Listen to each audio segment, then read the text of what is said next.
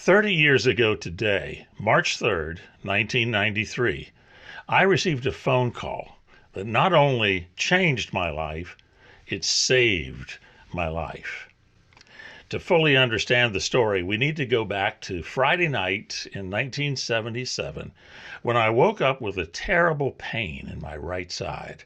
I was diagnosed with what is termed an end-stage renal disease called polycystic kidney disease, or PKD. There's no cure for this disease, which, as the name implies, causes a multitude of cysts to form that eventually cause the kidneys to fail. The term end stage means that without some form of intervention, when the kidneys fail, you die. I was 23. The kidneys perform a lot of amazing functions for the body, but their primary job is filtering out the poisons from our bloodstream. Our bodies are in a constant controlled burn. And I like to think of the kidneys as the chimneys of the body. If the chimney in your home doesn't carry the smoke out of the house, the poisons in that smoke will kill you. And if the kidneys don't filter out the byproducts of the fire burning inside each of us, we will die too. In late 1992, the chimneys in my body began to fail, and the poisons began to build. My energy started to fade.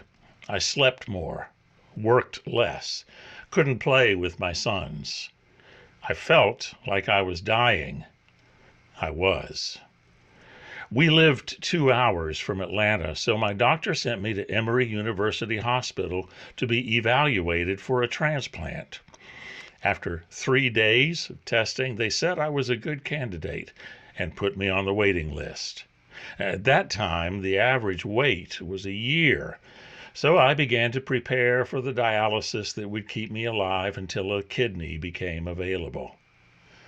If you don't believe in miracles, you can call it a coincidence, but it makes more sense to me to call it a miracle. Just 6 weeks after I went on the transplant list, and a week before I was to begin dialysis, March 3rd, 1993, early in the morning, the phone rang. I'll never forget the nurse's words. "Mr. Broman-Fulks, we have a kidney for you, and we need you to come to the hospital right away for surgery." I went into surgery at 3 o'clock that afternoon and came out 6 hours later with a new-to-me kidney implanted in my abdomen. This new-to-me kidney had been taken from the body of someone who had died the same day I was given new life.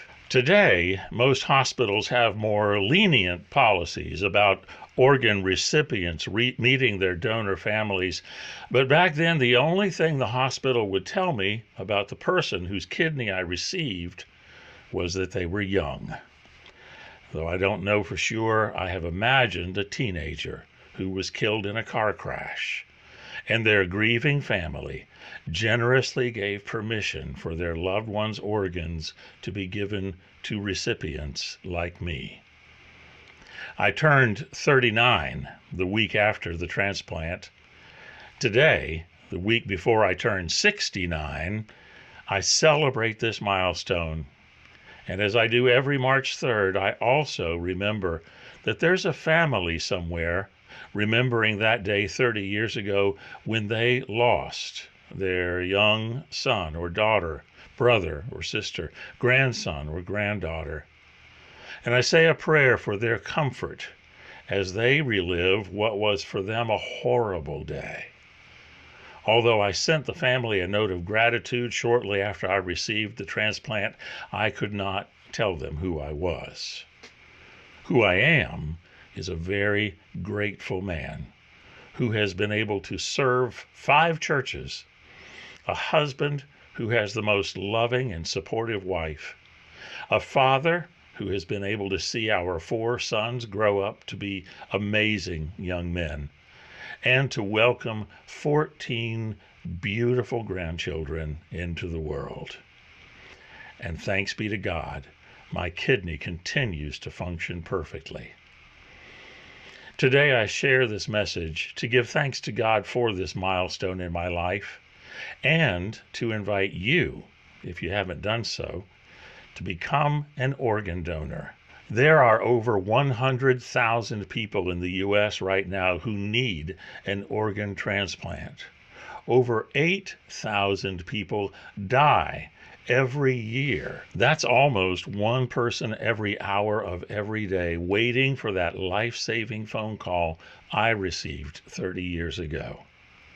One person willing to donate can save up to 8 lives and enhance the lives of up to 75 more. Tell your family, put it on your driver's license and in your medical records that if something should happen to you, you want others to continue to live a full life. Perhaps watch their kids grow up, see their grandkids come into this amazing world, and in some small or big way, pay forward the gift of life they received from you.